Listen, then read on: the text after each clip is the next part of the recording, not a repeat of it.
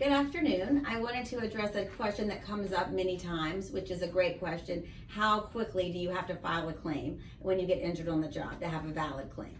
So, and specifically the statute speaks to this, and there's a notice requirement of 30 days. You must inform your employer or anybody in a supervisory capacity that you were injured on the job. Then once you inform them, the burden goes to your employer, and they must follow certain procedures. They must explain to you there's a panel of doctors, and there's certain doctors you can see, and if you don't like the first doctor you pick, that you also always have a right to a second doctor, and you have a choice. And at one time, we call it a free change in doctors. That just means you don't have to go to court, you don't have to get a judge, you can just automatically say, I'm not happy with Dr. A, I want Dr. B, and they cannot deny you that.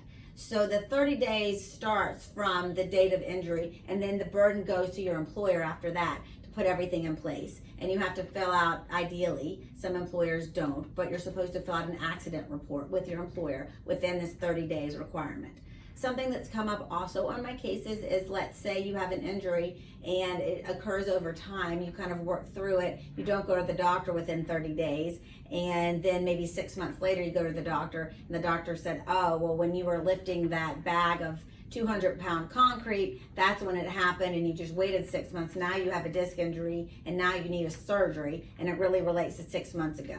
That instance is okay. It's really upon discovery. You would still be in that period of the 30 days once you know this happened on the job. That's the day that the courts go from. So a very good question. Always put it in writing. As soon as you know you got injured on the job, even if it's minor, let your employer know to preserve the statute.